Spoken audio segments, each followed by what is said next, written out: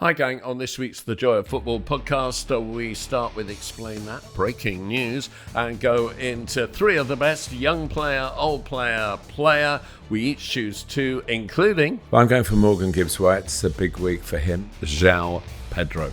I was very pleased to see Ilkay Gundogan come back into English football.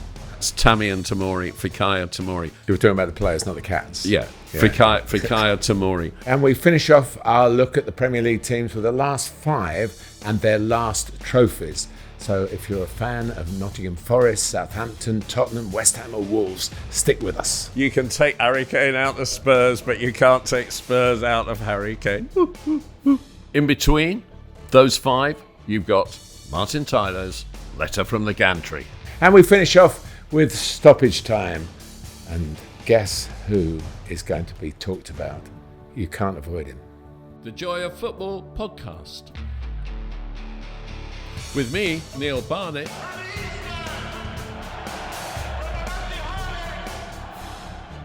And with me, Martin Tyler. Looks like Xavi!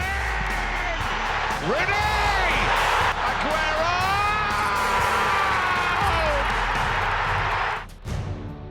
The Joy of Football. Hello, the Joy of Football podcast with Martin Tyler, the greatest commentator in the world, and me, Neil Barnett, is back after a week away. We missed last week because our Manchester United supporting producers had COVID or symptoms of COVID ahead of Manchester United versus Liverpool. Martin? Yeah, that made them sicker, I believe. Yeah. But it's nice to have them back. We couldn't manage without them, and unfortunately they now know that. So I think that puts us in a slightly weaker position, but they're fit and raring to go, and I hope we are, Neil. Yep. Actually, we've got Michael, Arsenal supporter, this week involved in the production team, and he's miserable as well after they lost their 100% record, which cheers me up. So let's go, and we're going to start with Explain That.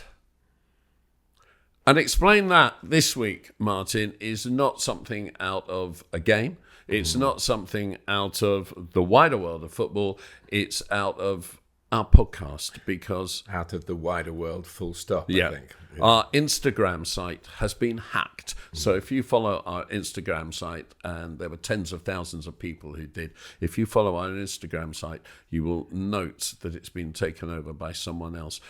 It is a criminal act, what they've done, because they have contacted our production team and asked for £4,000 for us to take it back. But since then, they've gone on the storyline on the Instagram and offered it for sale at £400. So, Martin, you and I are dropping in value by the flipping hour since they've taken By over. the time we finish this, we'll probably be zero. We'll get it back again. But I hope we can, because, it's not nice to be on the receiving end of it. And I know that all the good people who are listening and watching to us would share those views. And we'll do our level best to be back in full working order as soon as possible. Yeah, and it is the joy of football. And you absolute scum have gone against the joy. And why do you want to be like that? For 400 quid? To be honest, I think you should give us 400 quid to take it back. Oh, God, I mean, really. It's very frustrating, and I hope we can solve it. I want to know who you support. It won't be my club. You'd ask for more money. Right, let's move on. Three of the best. And he makes them pay. Three of the best. He's made them pay, and that completes a wonderful hat-trick. Young player, old player, player. Your turn to start. Yeah, I'm going to go first this week. Yeah. My young player is João Pedro. Now, he was going to be my young player last week after his stoppage time winner against Manchester United. But this week he got the win, the equaliser against Arsenal. I first saw João Pedro for Watford. I think it was the last game of the 21-22 season in the league, and Watford were getting relegated, and he was 20, playing up front. And I thought, what a good player. But boy, he couldn't finish. He got himself, rather than I think being fed, 3 or 4 really good chances, and he missed the lot. And I just thought, you've got to take your chances if those are what you have when you're a centre forward. So I was a bit surprised when Brighton broke their transfer record to buy him for £30 million ahead of last week's Europa League. Well, last season's Europa. Yeah, last season. Yeah. And of course, he was the top scorer. He won the Golden Boot in the Europa League. So all hell in, some of them were really good goals.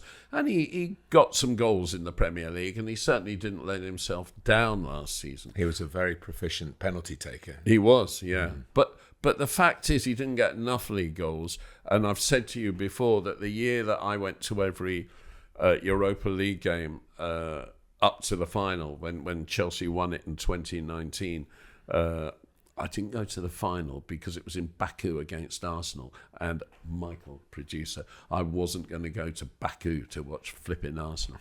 But I came away from the quarter-final away to Slavia Prague and said, that is the first team we've faced who would give Huddersfield a game. And Huddersfield were bottom of the Premier League at the time. So I think scoring goals in the Europa League is not the same as scoring goals in the Premier League. So, yeah, well done for last season, but still not convincing.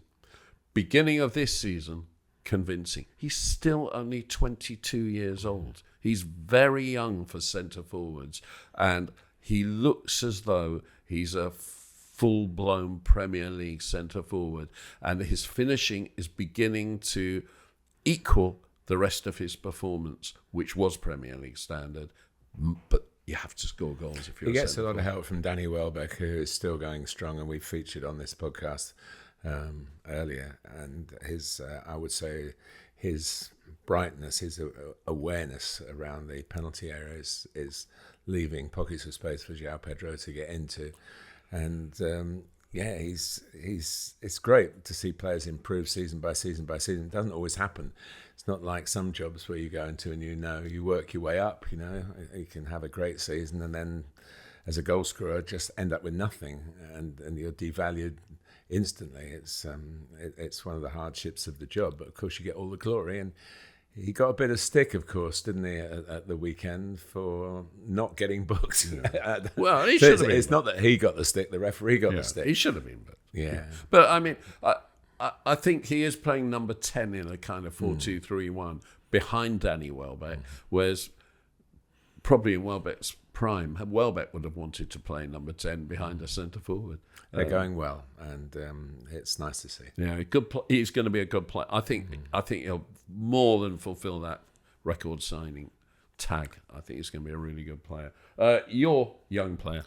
Well, I'm going for Morgan Gibbs-White. It's a big week for him because he's in the England squad, the senior squad, for the first time.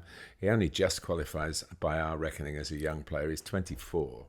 And I'm going to talk about my player of the three of the best, who's just 3 weeks older than him. So, but he's been called up. He played for Lee Carsley, of course, in the under-21s.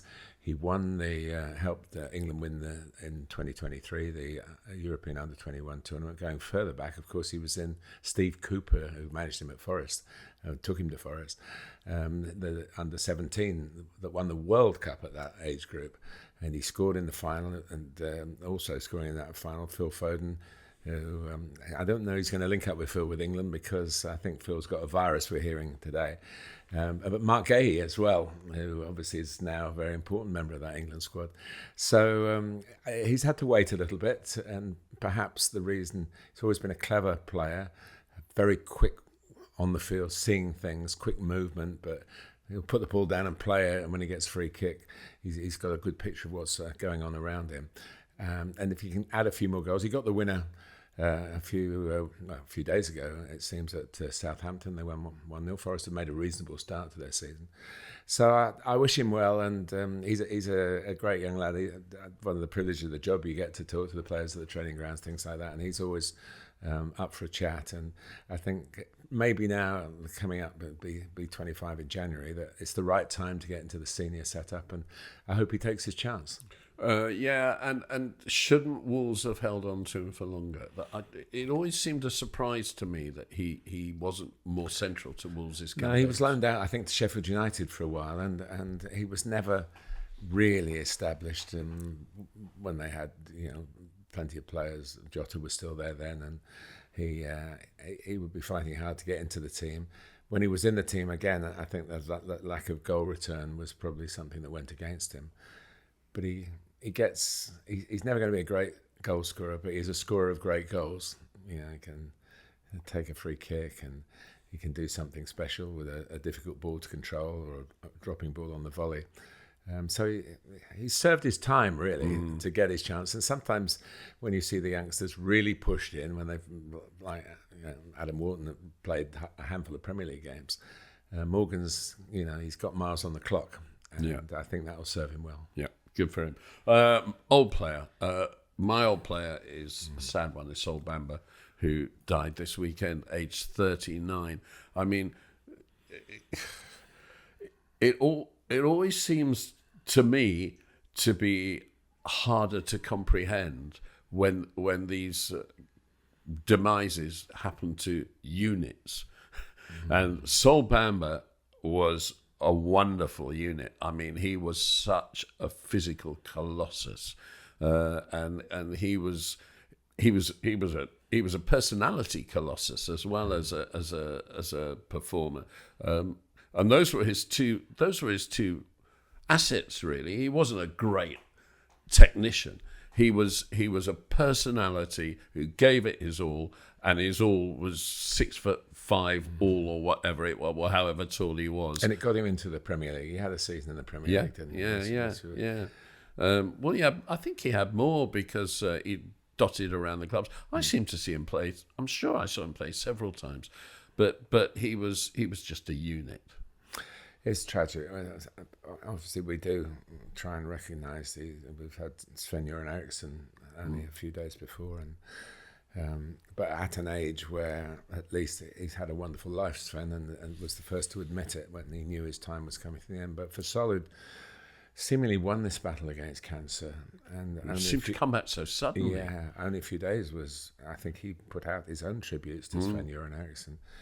I feel for his family so much. There've been some wonderful words spoken by his wife, and I mean, if it's any comfort at all, anybody who's met Sol Bamba, and a lot of people in football in England would say one of the great guys, taken from us far too soon. And somehow when it's we've had so many heart issues, and you feel a little bit uneasy about that, because the strain on the heart that must take place for professional footballers, you can kind of feel maybe there was a process that we should see that we could have stopped. But when it's, in this case, non-Hodgkin's lymphoma, which is a form of cancer, when it's cancer, I mean, how can it take these people so young? How randomly? Well, that's the word, Neil. I've got a good friend of mine and a former teammate of mine who is suffering from bowel cancer at the moment, and he asked the question that what had he done in his life for this to happen to him? And the specialist said, nothing. It's totally random. It's the luck of the draw. Or bad luck of the draw.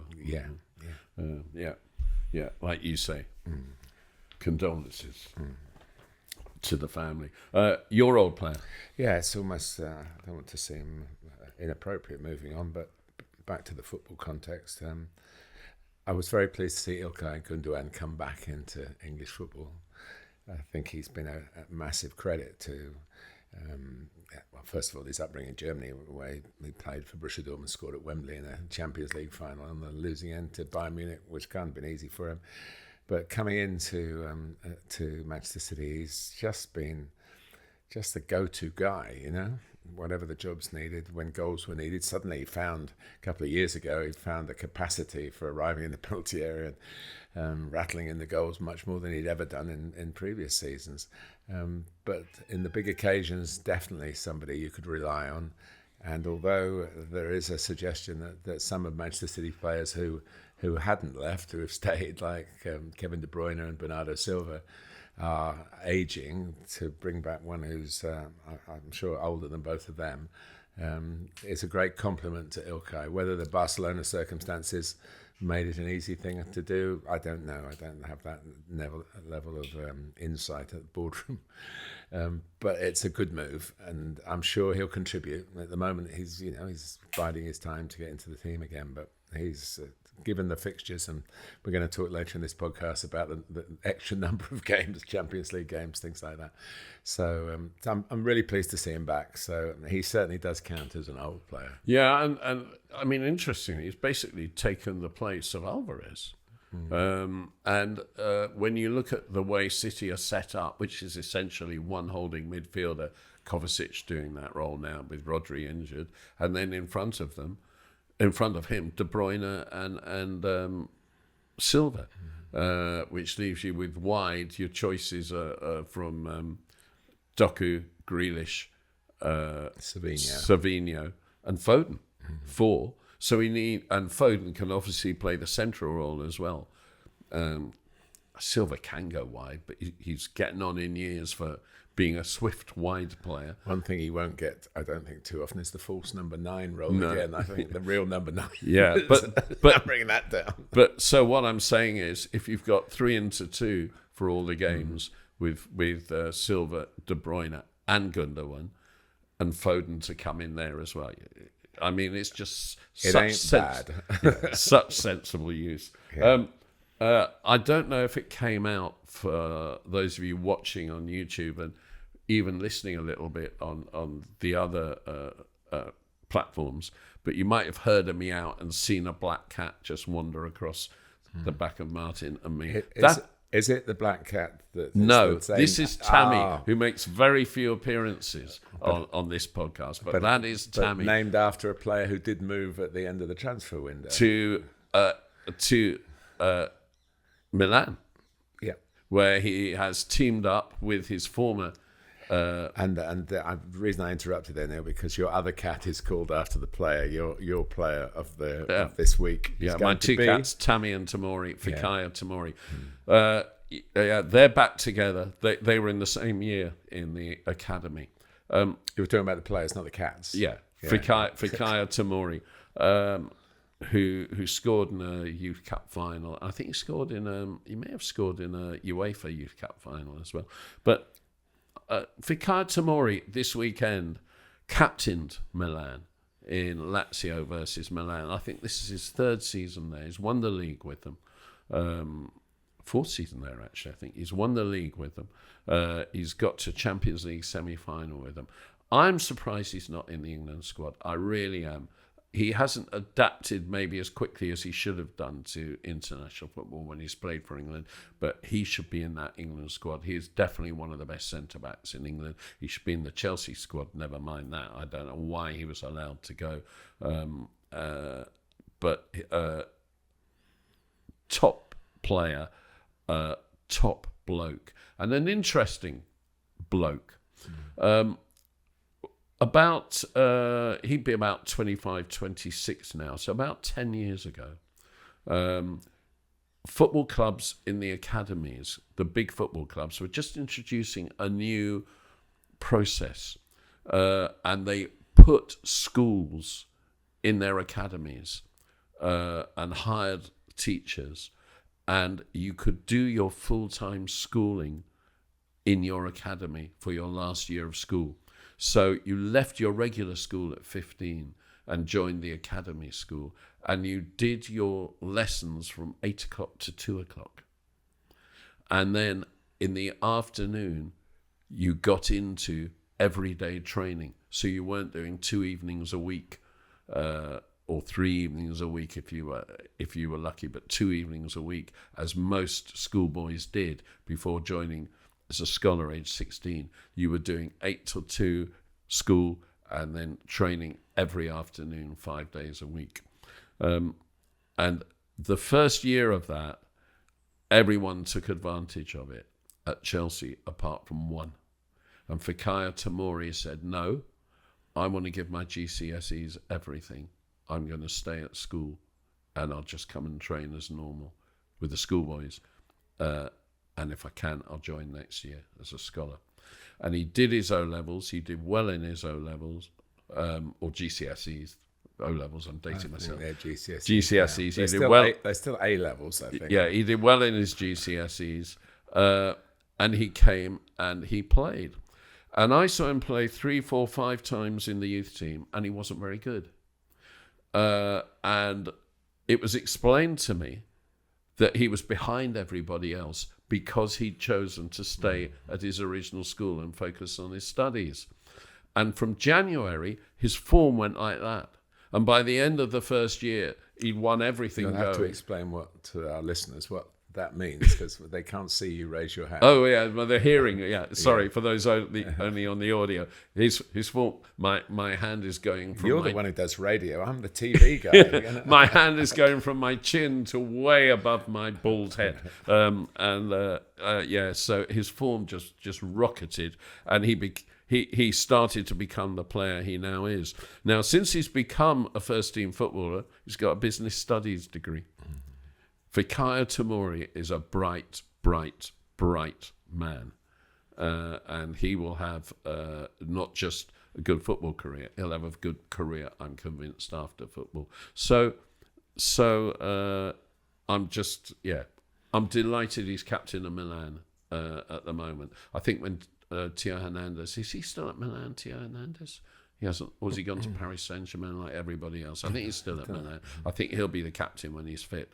But Fikayo Tomori, top bloke, top footballer. Your player of the week, player of the podcast. I have to tell you that in just doing a bit of background on this player, I had already chosen him before I found out he was born in Chelsea.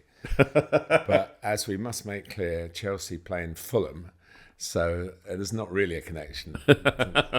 You can't really claim. Antoine Semenyo, who started the revival, the incredible scenes, the match of many a decade, really, or the recovery, the comeback of many a decade. Certainly the best comeback since the Premier League started in terms of minutes, when Bournemouth were 2-0 down in the 87th minute and managed to, everybody now knows, to win 3-2. But I noticed him in other games since he's been at Bournemouth. He's had to work his way through. He was at Bristol City as a younger player, and in terms of his age, he is 3 weeks younger than Morgan Gibbs. 3 weeks older than Morgan Gibbs White. So he gets the different categories. He's 24 as well, but he's worked his way at Bristol City in the lower divisions of the EFL and in the Championship to get a move, and that's harder and harder to do, I think, these days.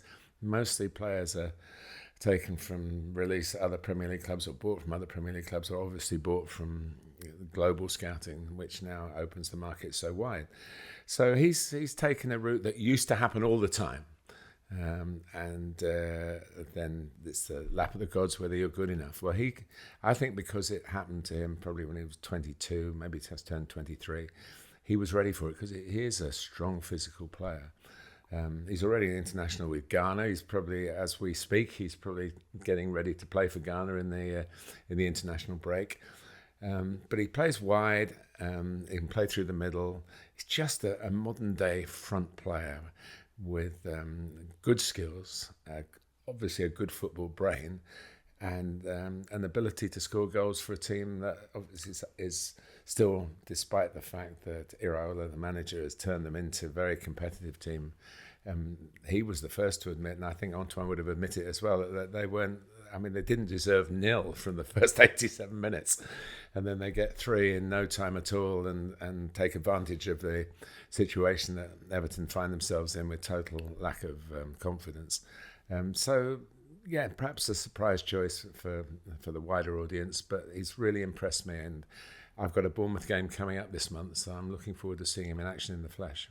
I interviewed him last season, and another bright young player, and Bournemouth had just played, I can't remember which game I interviewed him, but they just played Tottenham and Liverpool, and I asked him the differences in those two games in his work and what he had to do and how it was and Tottenham were riding high at that stage.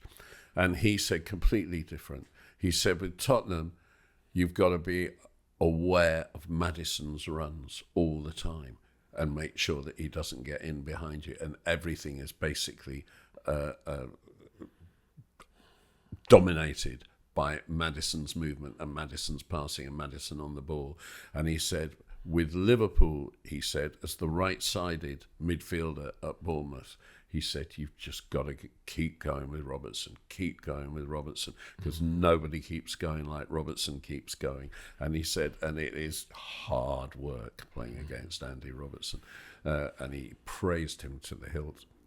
And just someone who was able to articulate his job. To listen to what's been... I mean, coaches say a lot usually, and I think one of the hard part and the very low level that I've coached at, you can say too much, less is certainly more, 1 or 2 points, but the detail that Premier League players have to take on board and then play their game. As I say, he's a wide, he does play in the midfield areas, but he takes the game to the opposition.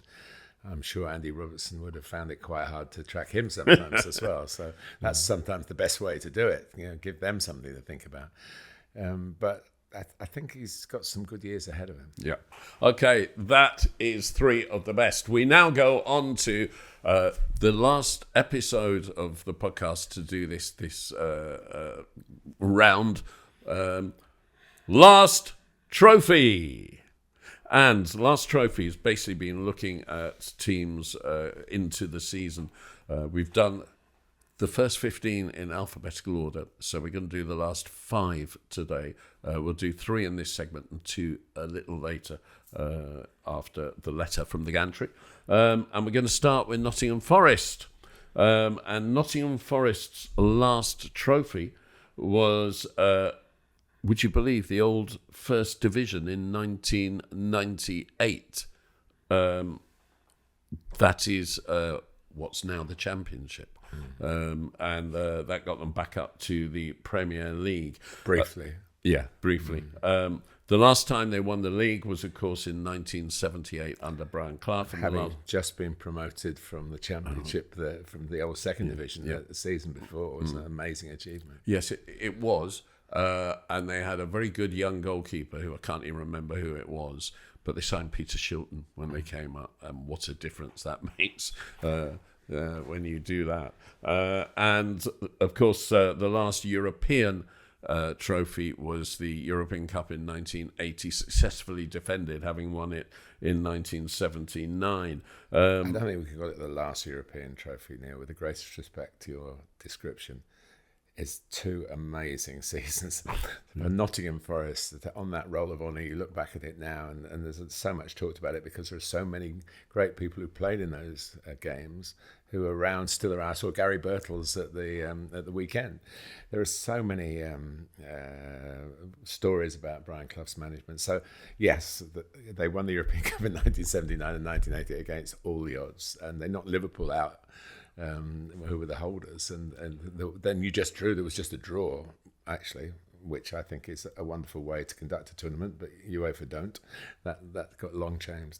So and we've got a League Cup in there as well, haven't we? Well, because that's the last domestic trophy. That's the last major trophy they won. They won 4 League Cups under Brian Clough. I mean, they're a bit of a... They couldn't win the FA Cup for No. We haven't talked about Brian Clough on this podcast. So before we just look at Forest this season, Cloughie.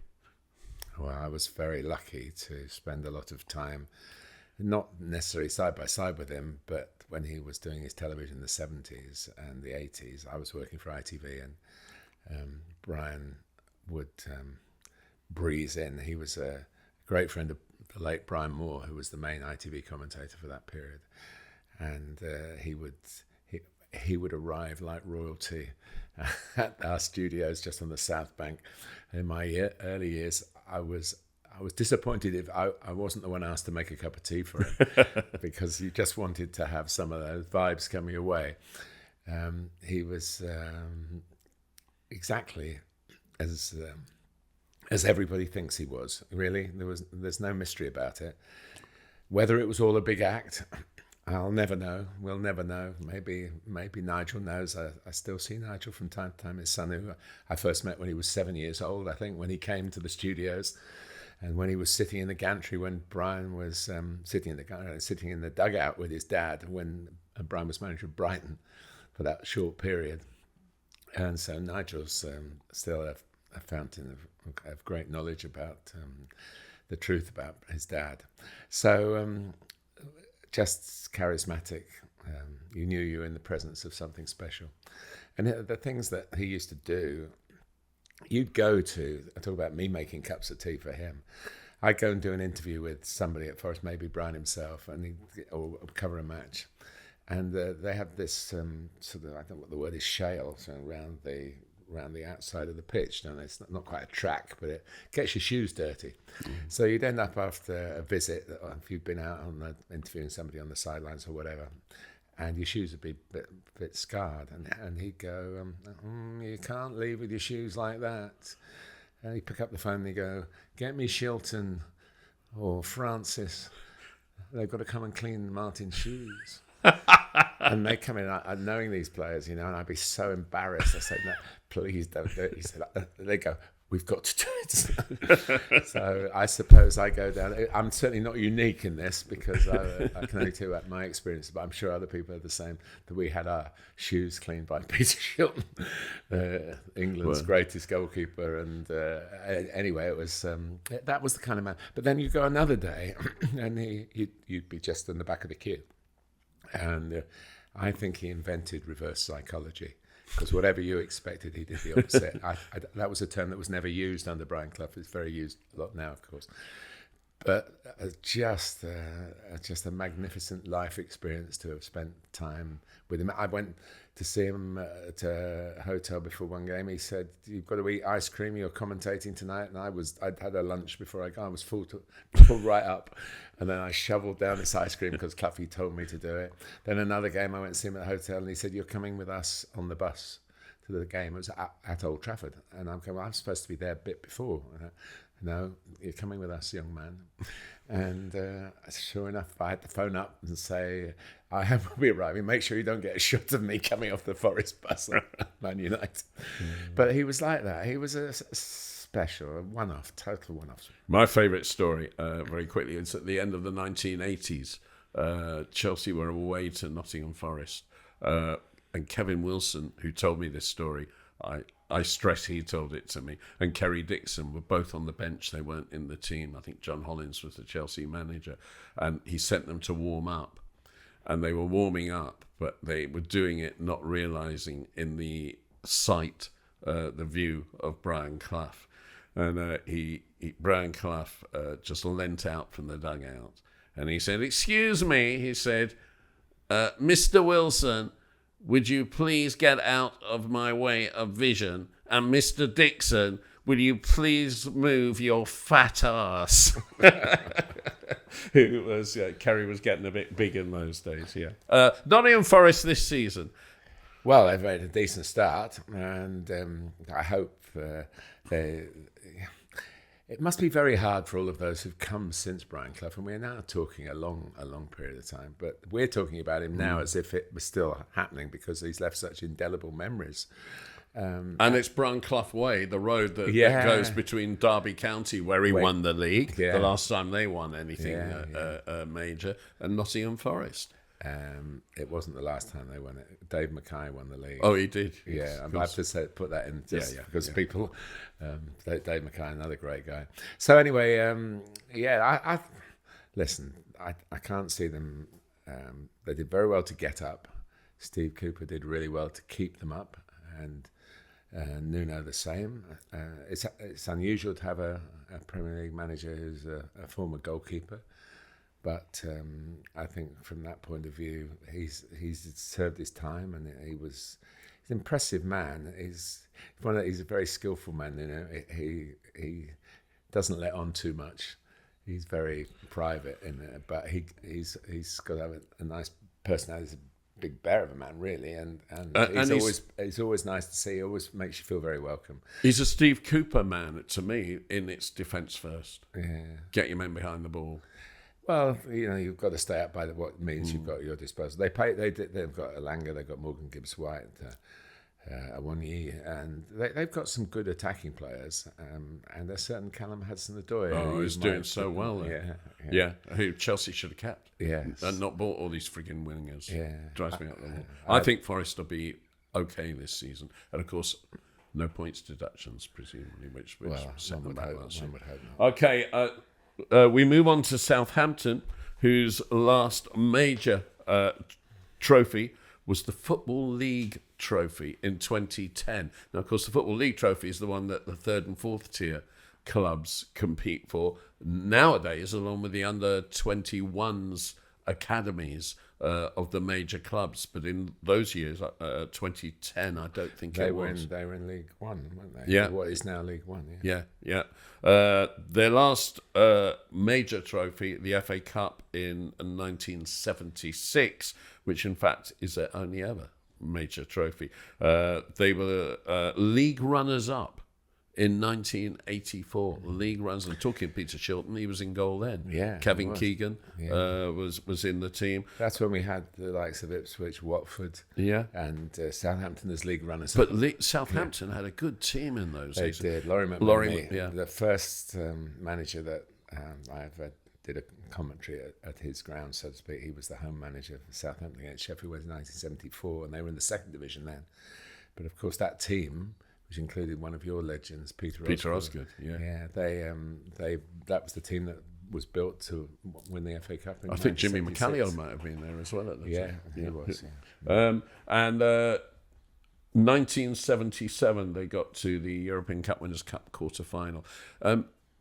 There's something inside me, I don't know if it's Brian Clough that's caused it, that makes me think Nottingham Forrest, Clough era aside, should be bigger than they are. With Southampton, I always feel they are bigger than they were supposed to be. Maybe they're bigger than they think they are. I don't think that's really true. I have recently seen them play. So, and Russell Martin has a very defined way of playing, and he got them promoted by doing that. They won at Wembley in the playoff final. But the difference is, Adam Armstrong scored all those goals in the Championship, and the Wembley goal took really well. And yet again, as he was before, he's finding it hard to get goals in the Premier League. And they did get a goal. In their third game, they finally got a goal in the last minute. And a very good goal it was, set up by Adam Lallana, who's gone back. All the periods where they produced players, Luke Shaw's and Well, this is something else, because Southampton have one of the best academies in the country, and they produce player after player. And you go back to Gareth Bell and Theo Walcott and Matt Le Tissier and Alan Shearer. Alex Oxlade-Chamberlain as well. Yeah. And I mean, I was about to say Virgil van Dijk. Rod Wallace, Danny Wallace. I mean, produce it's forever. They Mick gave Shannon. them a platform to. It's just forever. And but they can't rely on that, because unfortunately, what has changed is you mentioned the Wallace, the three Wallaces, the twins, and Danny, and they all came from London, so they had a very good scouting network in London. They got people. Now everybody's, there's not a kid kicking a ball in the street who hasn't been scouted by somebody.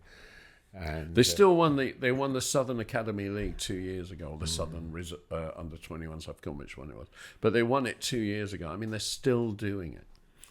Yeah, there's one or two in the team. Will Smallbone, who's come through, and he's starting in midfield. But they're now working a different passage, really. They're trying to get players who are strongly with Manchester City, getting players through, those who don't quite make it at the really big clubs. And that's not the worst policy. Certainly got them back into the big time. Now they've got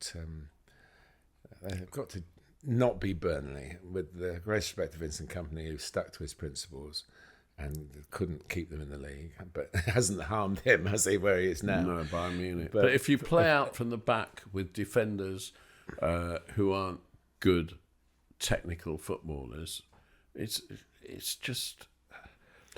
I think they are. I did have a chat, I'm sure he won't mind me mentioning this, with Ben Mee, who's at Brentford and playing against Southampton, about it. And I mentioned Lewis Dunk, who's another sort of what you might call a conventional centre-back, who has actually been enjoying the freedom to play from the back. He's a wonderful technical footballer. And he said to me a couple of years ago, he said that he was delighted to be given the chance to be the centre-half that he always wanted to be. But Ben Mee, I said, what's it like doing it? And he said, I really enjoy it, so the fear factor's not there. And goals will be conceded, but when you're watching the game now, and this, I'm not telling people to do this, but it's an interesting way I've found to watch the game. It's not to just concentrate on when they might lose the ball, but to see the progress where you do isolate, you do get an extra man forward, you do work 3 against 2, 2 against 1, and get up the pitch and make chances. And it's a lovely artistic way for a sport to develop. It's worth saying that it's much better to watch at the grounds than on television. Maybe, yeah. Because you can see the whole picture unfolding, but it needs to be at a tempo. The teams that do it successfully do it at a tempo. As a transition, as a counter-attack you draw the team in that want to press. They were playing at Brentford. Brentford love to press. They're one of the best teams. Thomas Frank came out after the game and said, we think we're one of the best pressing teams. And if you play around the press, you then are in, not quite in clover, but you're in pretty good territory to outnumber the opposition. And it is an exciting thing to see suddenly 6 players running at 4, because that never happened before. No. You always, we've got to have an extra man back. We've got to spare. So football was more predictable in the sense that, cautious is perhaps the wrong word, but it certainly was defined in a different way. So now, and that's why you're getting like Udogie at Spurs and Lewis at Man City, these players moving through midfield, and when they get into the penalty area, they can finish. They know, that's part of their job. Talking of Brighton, as you were there, Lewis Dunk, they are the best team for me outside of the Manchester City's Arsenal, playing through the press. But you need Billy Gilmour's gone actually, but he was very good, because you've got to believe in yourself on the ball. Is that another ex-Chelsea player in the Champions League, Billy Gilmour? Possibly. Yeah, vomit. Honestly. Southampton this season. I have to speak Neil's language in this podcast. You understand that, listeners and viewers, please. We're not. Woking won't ever be in the Champions League. I'm sorry, but we're very pleased to be in the National League, and please goodness we stay there, because there was a very good management team that got them promoted into the National League, involving a certain a certain Alan Dowson and Martin Tyler. Will Southampton survive? I think it will be difficult. I think Russell. I honestly don't think he'll change. Whether now he's got his squad now for the next 4 months, hasn't he? So we know what he's got to work as with. well as clean sheets. Yeah, but they made chances, and they made chances in a very aesthetically pleasing way. I think that the quality of the pitches now is absolutely pristine. I think it stays that way through the winter, but the moment if it doesn't, you do have to be sure of your touch. And it's just like, in cricket analogy, it's a flat track to play on. It's so easy for the players to deal with the ball. So I hope so. I've got a big affection for them, because you mentioned the cup win in 1976. I was privileged to be on the coach going to Wembley with them, which was just an extraordinary thing to look back on. So I'd like them to do well. And the mother of my children came from Southampton, so that's a bit of a connection. I always remember in that cup final, Laurie McMenemy told his players not to do anything at Wembley that they don't normally do. They've got to play their normal game. He said, I don't want to see Peter Osgood making 40-yard runs in front of the Royal Box. Don't worry, Laurie. Ozzy wasn't going to make 40 yards. Not at that stage of his career, no. Right, 3 teams in this segment, and we'll do the other 2 a little later. The third team in this segment is Tottenham, who of course have only won 1 trophy in the 21st century, the League Cup in 2008. The last time they won the league was unbelievably in 1961, and that was only the second time they've won the league. And the last time they won a European trophy was the UEFA Cup in 1984, after which famously the manager, Keith Burtonshaw, threw in his towel and said he was leaving, he resigned. And as he left White Hart Lane for the last time, turned around and said there used to be a football club that played there. He didn't like the way it was going, all commercial. My God, Keith, how football has followed Tottenham. It is inexplicable, really. First and foremost, that 1961 team, I do have memories of. It was amazing. No substitutes in those days, so they had 13 or 14 players really who were. Well, it's still easy to name the team. I mean, the 11, and the others would come in. And they, and to think then that this long period, I mean, even they now into a 17th year since they won the League Cup. I've said many times here, and to anybody who asks me about the best stadium to commentate in, it's undoubtedly the Tottenham Hotspur Stadium. And it's worth saying that, I mean, because now people won't remember it as veterans, if I can use that word. But in 1961, they were the first team in the 20th century to win the league and cup double, which was so massive then. The FA Cup, yeah. And in 1963, they were the first English side to win a European trophy, the European Cup Winners' Cup. They were the biggest club in the land at that stage, bigger than Manchester United, bigger than Arsenal. I mean, Arsenal hadn't won anything much for 10 years at that stage.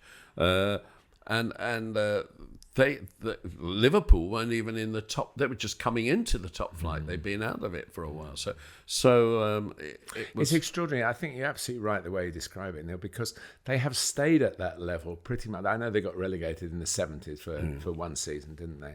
But they have stayed at that level where you look at the start of the season and say, which of the teams are possibly going to win trophies, and they weren't known as a cup team. The league thing is obviously ages ago, but they won lots of cups through the 70 European trophies as well before the UEFA Cup in '84, and they were right up there with the silverware collectors. And now, of course, you're labelled, if you don't win any silverware, you are labelled a failure as a manager. Poor Harry Kane's having to live with it as a player, and what a wonderful player he is, and what an extraordinary record he has. But it'll always, if he doesn't, I'm sure he will get something sometime. No, he won't. Once you can take Harry Kane out of Spurs, but you can't take Spurs out of Harry Kane. But the potential. I saw it that it got an award, Spurs. I don't think it was a very prestigious in the sense that I don't think it's been going for years as the best run club in the country. Yeah, they should have got one for the cleanest trophy cabinet. This is a dangerous area to deal, be sitting alongside somebody of Chelsea origins, because it's a rivalry that none of us really understand outside. I don't support either team. And it was Tottenham and Arsenal, wasn't it? And Chelsea, it was Chelsea and Fulham, and Chelsea wanted someone better than Fulham, without being disrespectful, to rival. And I think that kind of came about in the 60s, and Chelsea lost to the 1967 FA, the first London Cup final. The Cockney Cup final. To Tottenham. And it kind of grew out of there, I think. But it was always secondary until Chelsea started winning things, and never lost to Tottenham for about 20 years. It was a ridiculous record. Yeah, it was something like that. Given the calibre of players in both clubs, it was ridiculous. But, I mean, I think it's important, this. I don't hate Tottenham, by the way. In fact, I quite like Tottenham, even though I'm a Chelsea supporter. And the reason I probably quite like them is because they're a club associated with skill, associated with flourish, associated with entertainment, associated with attacking, and associated with that one of those great football comments of all time by the 1961 captain Danny Blanchflower: football is not about winning, it's about glory. And glory Tottenham Hotspur. Yeah. And And you associate all those things with them, but when you stop winning, it all just falls flat. But they are still a very entertaining team to watch, and it's a high-risk football. We talk about Russell Martin's way of playing. Ange Postecoglou's very entrenched in the way he plays, and I've seen some amazing games there. And do you think that Ange Postecoglou has, in a way, re-established their DNA because of the way he plays? Well, yes, he's very different to Antonio Conte, for example, who didn't have the DNA of the way Tottenham plays. Or Jose before that. Yes, indeed. So, I hope so. It's very hard to, when you're looking back over such a long period, to get the right balance for the comments of each period, but that of each part of that period. I think the fans are happier. I think they're the ones to answer your question, really. And I think they do believe in that. And it is, the likes of Maddison, really such an exciting player. And the way he uses his wide players. Pedro Porro is one that I always enjoy. As a commentator, one of the tricks is to make sure you know who could score a goal and don't get caught out if you do get caught out by somebody who never scores a goal, like Franny Benali or someone at Southampton who scored one in his whole career, I think. But if you're watching Pedro Porro, and I did the game at Leicester and he scored, and he didn't score with one of his 20-yarders. He made a run from almost inside right to the centre to head in a goal. And good player. Good player. Yeah, and a DNA Tottenham player. Yeah. That's what you say. What can they achieve this season? They can win a cup. That would be brilliant for them. To be a statue for because they're a bunch of losers. So it would be brilliant. I think they can. I do too. Can they come top four? Yeah, they'll be competitive for that. Yeah, I don't think they will, but I think they can. No, I agree with you. I think it's less than 50-50, but there's definitely in with a shout. Yeah. We'll see how Solanke does when he gets fit. Yeah. That can make a big difference. That is Tottenham for you. We'll do West Ham and Wolves a little bit later, but right now we're going to move on to Martin Tyler's letter from the Gantry. Letter from the Gantry. Well, thanks as always, Neil, to set it up like that. And my latest visit to a Gantry was at Brentford. The facilities very commentator-friendly, as indeed are the entire staff at the club. The visitors were Southampton, looking for a first point and also a first goal since promotion. They didn't get the point, but they managed the latter, though only as a consolation in the closing moments of a 3-1 defeat.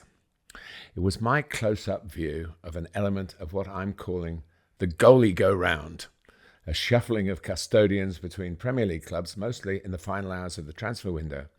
Maybe a domino effect, or a particularly loud cry from coaches of, "Find us keepers." The keeper in question in my line of sight was Aaron Ramsdale, bought by Southampton from Arsenal and registered just in time to make his debut in West London. Greeted in the stadium by his new fan base as England's number one, he learnt quickly that passing from the back was a non-negotiable demand from his new manager, Russell Martin. 2 of the 3 goals he conceded were when that philosophy backfired, but on neither occasion was it the fault of Southampton's new keeper. The third was confirmed by the beep on the referee's watch. Despite Aaron's scrambling effort, the ball had crossed the line. A case of goal tech at the G-Tech. Incidentally, there was no hint of resentment from the Saints supporters of his time spent at South Coast rivals Bournemouth. And actually, on the goalie go-round, Arsenal came up with a signing from Bournemouth to fill that gap on their roster. They acquired on loan Neto, the Brazilian, club captain at the Vitality Stadium. Maybe the lifelong friendship of the 2 managers, Anthony Iraola and Mikel Arteta, smoothed through the move. Iraola himself went big in filling the Neto gap with fellow Spaniard Kepa Arrizabalaga, who had found himself back at Chelsea, but in their notorious bomb squad. Bomb as in bombed out. He'd been expendable at Chelsea even last season, sent on loan to Real Madrid, when another former Chelsea number 1, Thibaut Courtois, suffered an early season knee injury. Kepa didn't play much, but he did collect a Champions League winners' medal and also helped Real win the league. I hope you're keeping up with all this. So Kepa has now moved from the Bernabeu via the bridge to Bournemouth, and on his debut watched in astonishment from the other end of the pitch as his new team turned a 2-0 deficit into a 3-2 victory in those extraordinary late minutes at Everton. Chelsea also took the opportunity to move on, at least for the time being, one of Kepa's successors, Georgi Petrovic, who appeared pretty successfully, it seemed, in 31 of their final 33 games of last season. The Serb has gone on loan to Strasbourg, a club with Chelsea ties, of course, so it's not clear whether Strasbourg's need was the greater or whether he'd outgrown his usefulness at the Bridge. We'll find out in time. Chelsea, though, had already replaced him with a younger model, 22-year-old Philip Jurgensen, a Swedish-born Dane from Spain, from Villarreal to be precise. Jurgensen has already played twice for the Blues in the UEFA Conference League. Petrovic was brought into the Premier League from the USA, from MLS club New England Revolution, where he'd followed Matt Turner, who became another spoke of our wheel of the magic merry-go-round for goalkeepers. USA international Turner had been transferred across the Atlantic to Arsenal in 2022, but played second fiddle to the aforementioned Aaron Ramsdale for some 18 months before signing for Nottingham Forrest. You can see how interwoven this all is. After a year at the City Ground, where there's been a large collection of international goalkeepers from all over the world since their promotion back to the Premier League, Turner left on the final day of this summer's window for Crystal Palace. Just a few weeks after his rival in Nottingham, the Greek keeper, Odysseus Vlachodimos, also made a switch in the Premier League to Newcastle. Well, Turner was needed in South London because Palace's Sam Johnson had become frustrated at losing his place at Selhurst Park, and with England to another former Forest keeper, Dean Henderson. Sam was on his way to Wolves and made his debut the following day, would you believe, at Nottingham Forest. So it's been a fascinating case of keepers crisscrossing the country and in some cases the continent. I wish them all well in their new posts, between their new posts. May all their gloves be golden. Kepa, of course, don't forget, won a Champions League medal in 2021 as the reserve substitute goalkeeper to Edouard Mendy when Chelsea beat Manchester City.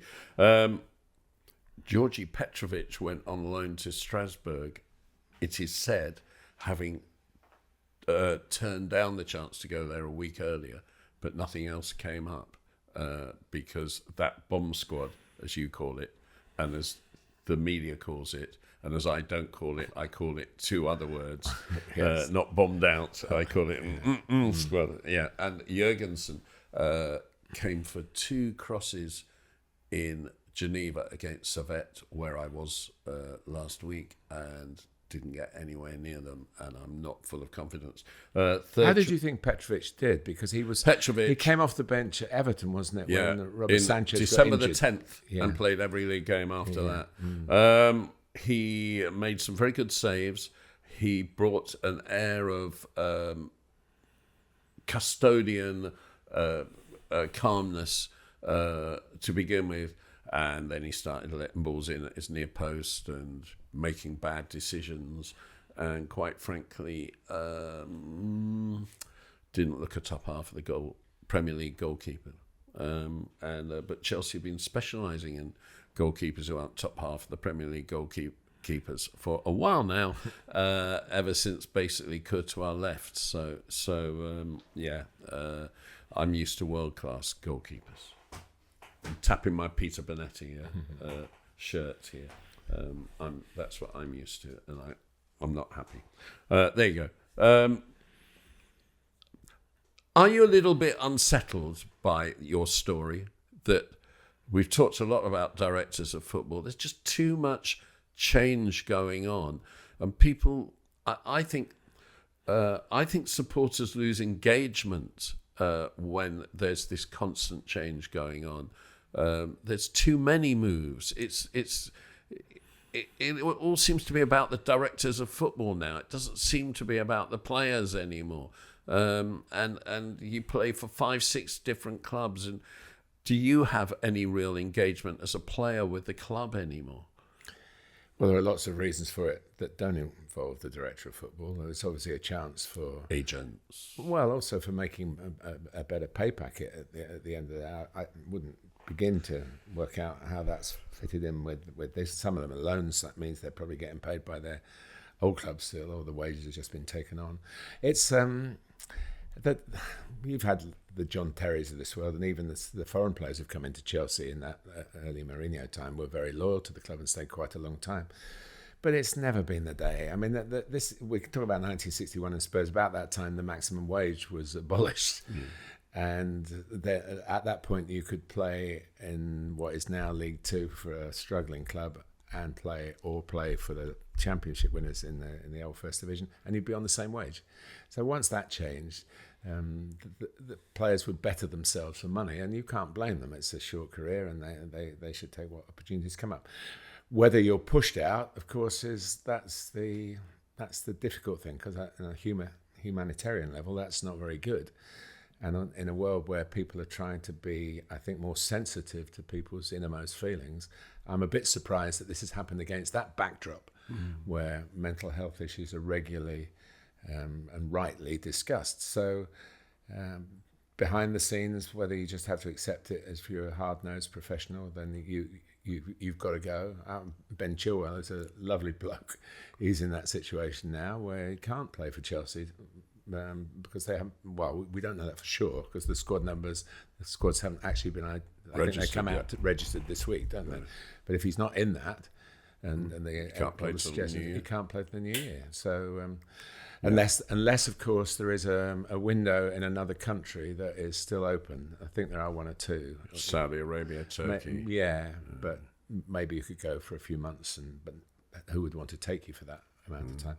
So it's very complicated, and I think you're right. It does disconcert me.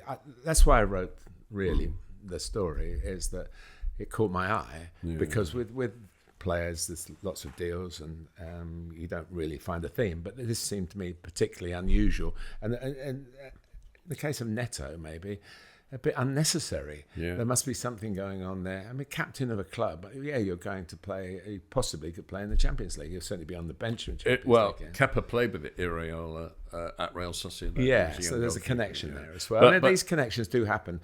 I used to think it was just non-league football where everybody went and played for the same man. When the manager moved club, he took 10 players with him. But I remember in the 90s being very uncomfortable with Serie A, because of the number of people who played for Milan and Juventus, or Milan and Inter Milan, or the managers who managed those clubs, and Roma and Lazio. And there's all this fierce rivalry. You never move between Inter and Juventus because they hate each other. Yeah, you do. Loads of people do.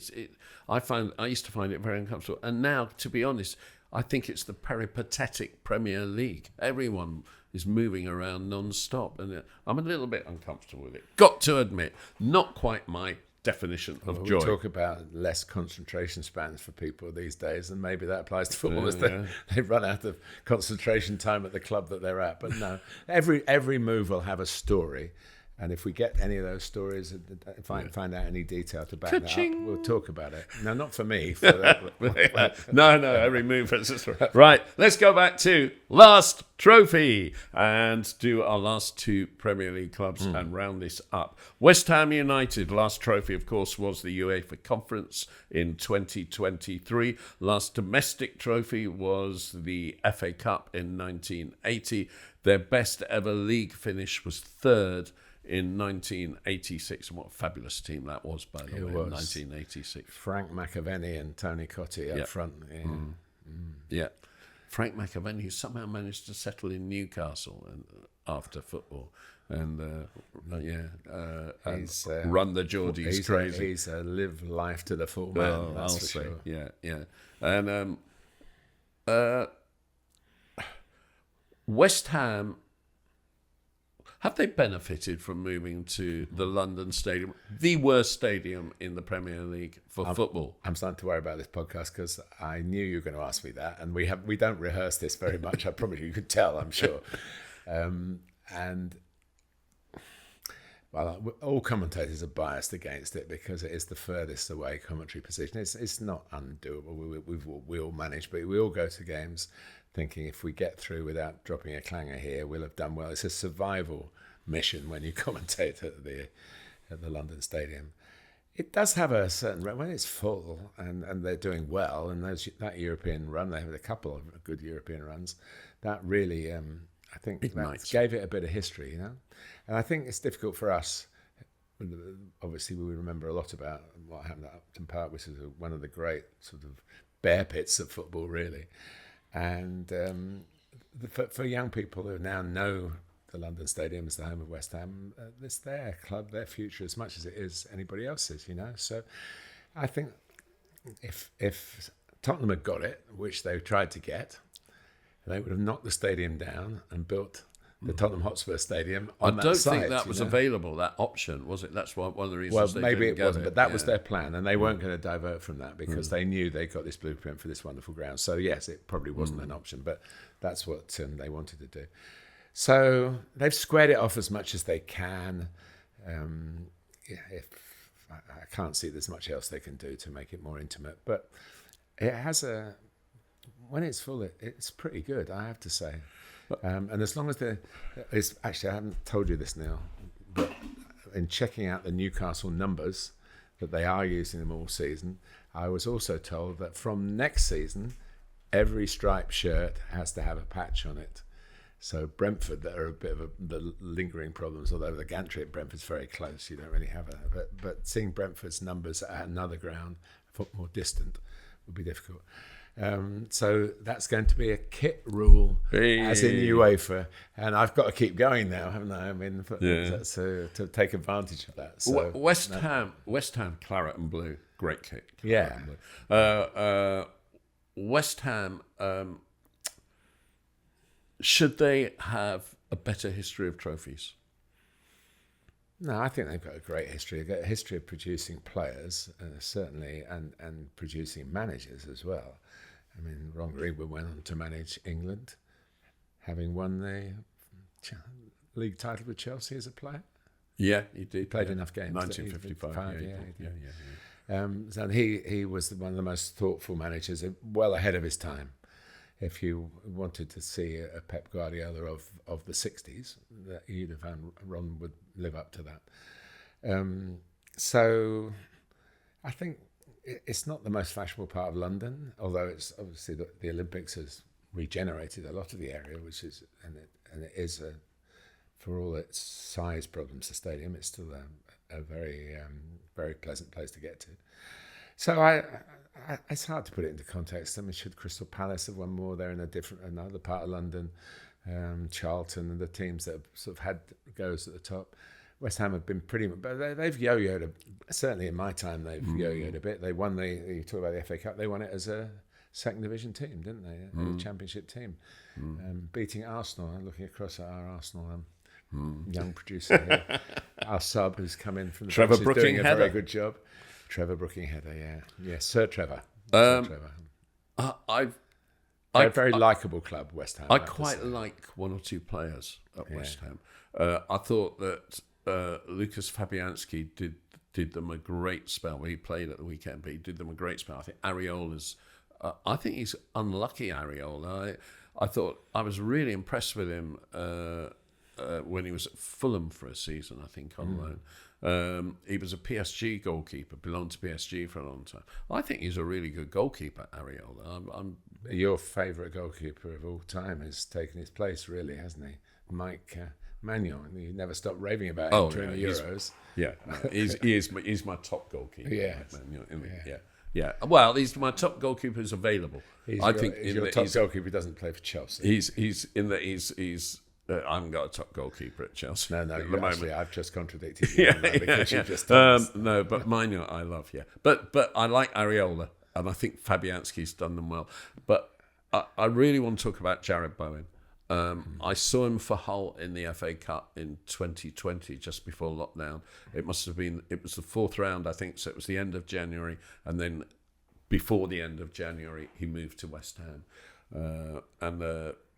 Someone in America who's a West Ham supporter contacted me, who used to listen to my radio show, and said, do you know Jared Bowen? And I said, he's going to be a great player for you. I was really impressed with him at Hull in that one game. I think Jared Bowen has what it takes to be a big club player. And I'm not putting West Ham down and saying they're not a big club, but I absolutely cannot understand why you would buy a 20-year-old who's had 6 good months for 80 million euros when you could buy Jarrod Bowen probably for 65 million pounds if you tried.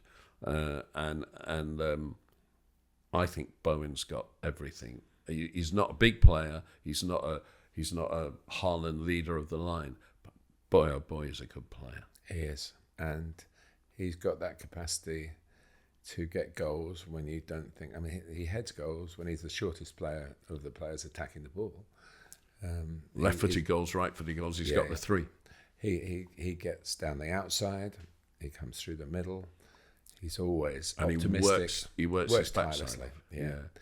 And I think it's not meant as a negative, this, but maybe the bigger clubs, so-called bigger clubs, think it is, that he plays at his peak all the time, and then you just go, this is amazing. I've never seen him have games where things haven't quite gone for him.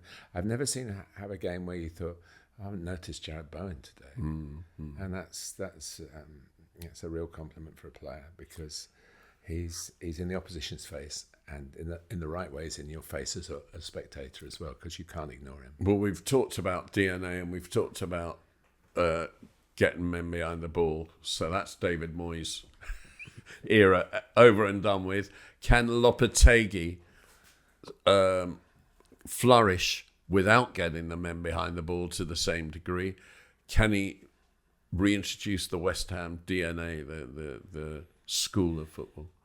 I don't think he needs to do that. I think he just needs to make the most of the talent. I mean, you say about David Moyes signed some really good players. Yeah, he did. So, Paquetá, including Bowen. Kudus and Bowen, yeah. So I don't think there's an issue there. Yeah, it might be tweaked a bit. He's a goalkeeper. I mentioned Nuno. We've got another goalkeeper who's there've been 4 or 5 in the whole history of the Premier League who've been actual full-time managers of clubs. So I don't know. We're going to come on to Wolves now. He played a part there and then ran out of patience with the board. He's got a different kind of board to deal with now, and there's something about. If you follow football in London, there's something about West Ham, isn't there? That is. Well, I miss the pie and mash shop. Yeah. Used to go into this pie and mash shop just around the corner from Upton Park, and they'd have pie, mash, and then give you the choice of liquor. And liquor wasn't alcohol. Liquor was some green sort of parsley-based sauce that was, I'd got to say, repulsive. Quite frankly, but it's lovely. By the way, I always have liquor with my pie and mash. Yeah, absolutely essential. On the advice of a very much younger Mark Noble, who we took out to a pie and mash shop for a shoot, and he said, "Go have the liquor," and it was fantastic. Top. Mark Noble, something like that. That to me that's West Ham. Yeah. Absolutely. What can they do this season? I think they'll compete for the spots that could get you into Europe. Yeah, I agree. 7th or 8th or something like that, maybe a bit higher. New manager, there's obviously not quite going to be more of the same. So that's his challenge, isn't it? We've said it. I said it every programme we do. All you've got to do as a coach is do better than the previous season. That's the only reasonable thing that the board or the people who employ you can ask of you. And our final club is Wolves. Wolves' last trophy was the Championship in 2018. If you remember, they had 1 year where they came down and then went up again, didn't they, after being promoted. The last time they won the league was 1959. The last time they won the FA Cup was 1960. So you can tell that was that team. Believe it or not, their best run in Europe, they got to the final of the UEFA Cup in 1972, where they lost to Tottenham Hotspur. Yeah. If you go I love Molineux. I think it's still a really great ground. And if you go there, they've got Billy Wright, a statue of Billy Wright outside the front, of course, was not just the captain of England through the 1950s 50s. But he was the David Beckham of his day, because he married Joy Beverley of the Beverley Sisters, who Martin still hasn't got over the Beverley Sisters, I bet. No, I'm well, I can't say, because I'm I know far you're a more modern. Swiftie. You're a Swiftie. I could be a Swiftie. But I bet you were a Bev. I was more a Billy Wright fan, because Wolves were the team that basically, when I wasn't looking at the opposite sex when Wolves were winning the league, I was a very callow youth then. But Wolves were I sort of followed football really in my conscious state. I think from 1952, something like that. And Wolves were right in there with everything. Stan Cullis, the manager, there's a statue of him there as well. Yeah. In the year that Chelsea won the league in '55, we beat Wolves 4-3 at Wolves, having been down. I think it was 4-3, might have been 5-4 actually. And Ted Drake, who of course is famous as an Arsenal centre-forward, was the Chelsea manager, and Stan Cullis had a massive argument in the tunnel after the game. And one of them, I think it was Ted Drake, didn't swear. He wasn't a swearer. And Stan Cullis was effing and blinding at him all the way through this argument. And he was totally shocked. He didn't have these kind of debates, Ted Drake. Life doesn't change. But that was the Wolves that, you have to be of a certain age to appreciate that. And the fact that they are back in the Premier League for the last 5 or 6 years, that I've basically enjoyed those fixtures, which mean a huge amount. I thought the Tottenham v Wolves was like, what did you say? It was a UEFA Cup final. Yeah. And maybe not to the younger audience, would they recognise Wolves' part in it? The old gold shirts, and that's constant, and as you say, the ground. I don't like the new Molineux as much as the old Molineux, because it's got a bit of curve on the far side. So you're not quite square on. I don't think don't know why they had to do that. It's set back a bit. It was very compact, the old ground, and it's the same site, the old structure of it, and they do have very, very glary advertising, electronic advertising on the front, which is right in the line of the commentary. I'm always amazed the players don't say anything about this, because it changes their moving efforts. And they're not the only ground. Please don't think I'm having a go at the system, at Wolves particularly. But they are distracting if you're watching a game and the backdrop is moving behind you all the time. And that's quite difficult to take. And I mean, people kind of not frown, but people kind of try and down the atmosphere at Liverpool now, but the build-up at Anfield to a game where you'll never walk alone still beats anything.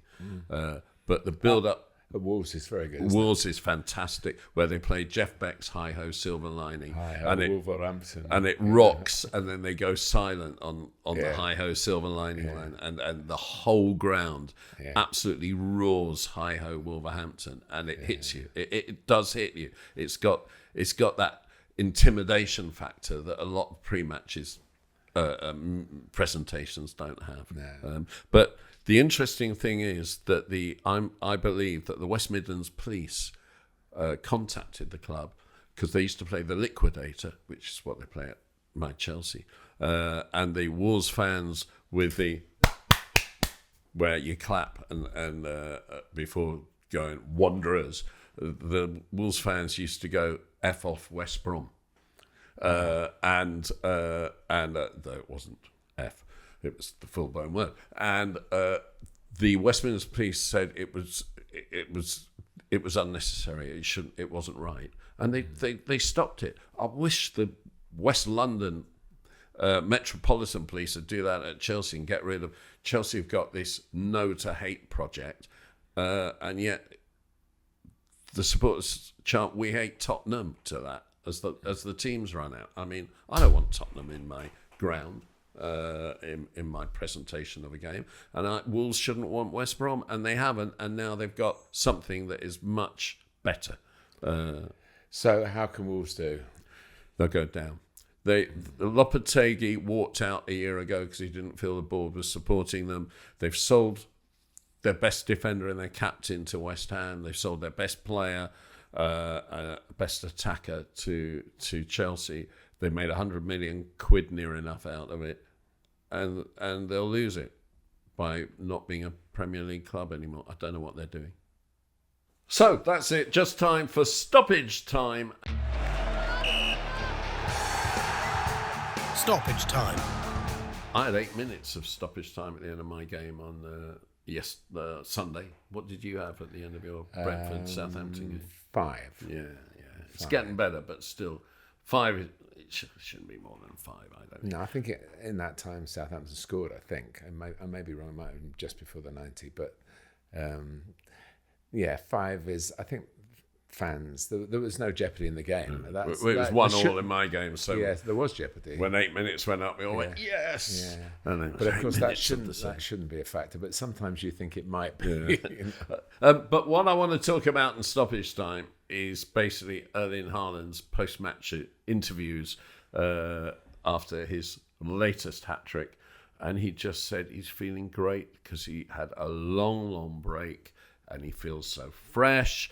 And you need breaks and you need to get away and you need to give your brain a rest. And he's feeling fantastic and he's playing fantastic. And I come back to the Champions League in 2020, the COVID one, when it was played out in Portugal, one-off games, not 2 legs.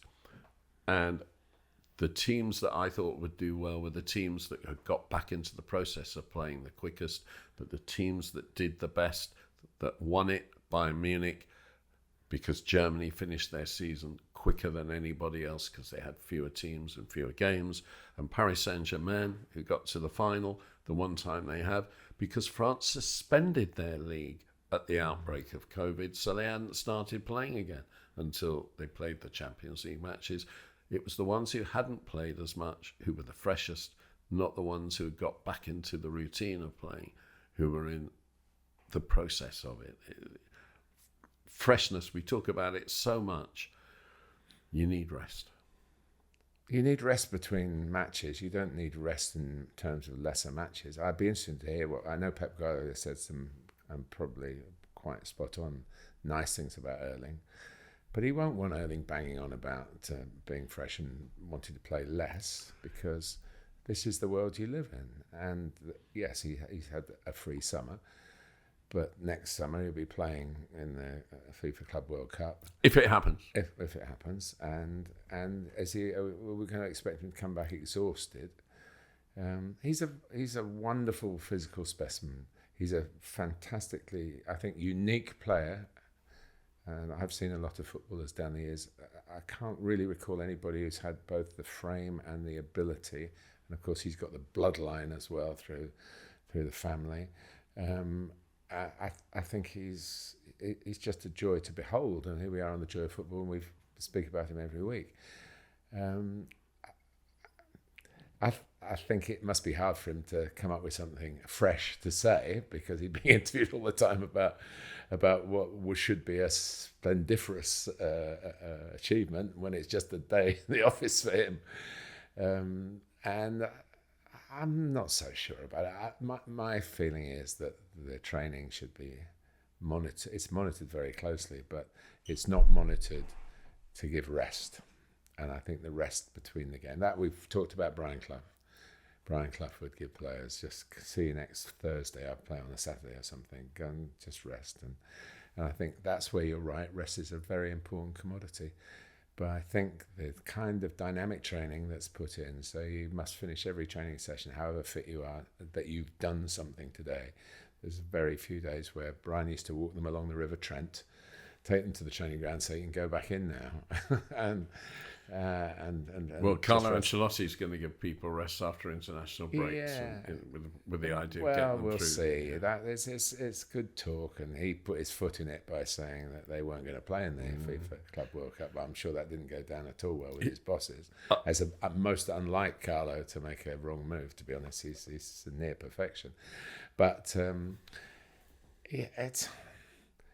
I don't think that people want to play matches. They don't want to train. That's a British thing. Somebody told me a long time ago that the golf, that perhaps golf not quite as popular as it has been, but certainly if you like, my middle age, where people were all off playing golf, that nobody want to practice, they want to play. So they're playing for money, whatever, bets around the course. They don't want to go on the practice grounds. They don't want to do that. And that's the mentality that I think we have, and that I'm probably describing something that is very British, that let's just play, and in between we'll get ourselves as ready as we can. And if we just stretched and our muscles are fine, we're prepared properly for the game, we won't get injured. But we might get injured doing an extra sprint on the training ground because there's so much sprinting done. So I think that to me would be one way of looking at the problem, not saying you're not going to play. Imagine if you restricted, you can only play 50 games a season then. Who's going to decide that? You go, I want to play in this one. Well, you can't, because you won't be able to play in the next one. You can't do that. Let the bodies take care of themselves, but let the preparation is for athletics as much, because it's such a sprinting game now. And he's got that. And of course, he's such amongst it. You and I talk about rating players because they've got one quality that's 10 out of 10. He's got 4 or 5, you know. Well, I did think he produced the moment of the weekend that television never really focused in on, which was his backward movement to get into space for the second goal before hammering it, which for me was the best goal I've seen in the month of August. We talked earlier about people who give good interviews. I think he's brilliant. And when he was at Borussia Dortmund, he was interviewed with Christian Pulisic, who had just set him up for a couple of goals together in English. They were interviewed by a German TV company. And he put his arm around Christian Pulisic and said, "He's my American dream." And I mean, it's just a way with him. He makes you smile. Yeah. And that went so big in the States that it was unbelievable. And I thought after this game here, where he said about the freshness and after the rest, and he was asked about 3 games, all the goals. Is this going to be the big year again for Manchester City? And he said, "Oh no, it's my brain that needs a rest as well. I don't even want to think about that." And well, I think that's a good point. But your brain needs a rest. Yeah. If you don't go training, you get a rest. Yeah. And the other thing he said, which was brilliant, when Micah Richards said to him, "Can you have a word with Liam or Noel about Oasis tickets? Can you get us an Oasis ticket?" And Jamie Redknapp cut in and said, "Yeah, me too." And Erling Haaland did the Manchester City thing and said, "I'll get you one," to his Manchester City colleague or ex-colleague, and not to Jamie Redknapp. I thought, yeah, Micah Richards looked very happy about that. He's just got away. He's got a charm. He's super special. Yeah. He is unique. I say that with not making a light remark about it. He is unique. I'm racking my brains. I can't think of a player who's had all the qualities and used them. I think that's the other factor. People might come up with a set of statistics, and as we say over and over again, the involvement he has in the game is almost minimal, and the effect on the result is maximum. Yeah. So, but not his movement. Involvement. But he does something else which I was given one piece of advice. We mentioned Ron Greenwood at manager West Ham. I played for a while with his son, so he came to watch our games when he was manager of West Ham. And he said, "Don't be afraid to stand still." As a centre forward, he said, "Don't be afraid to stand still. They're all running around you. Just stand still, and you'll be amazed how much space you get." Claudio Ranieri said that to Frank Lampard. Did he? Yeah. When Frank was a 21-year-old. Yeah, you can run too much, but of course the demands are so great. And what we're talking about, individuals really, and we mustn't lose sight of it, is it's about a team. I mean, you can be the best individual and play to your maximum, and if the team doesn't function around you, or you can't help the team by what you're doing, it's suiting you but not everybody else, which could have been the case with Erling. And that's why his adapting to Manchester City's way is such a great credit for him.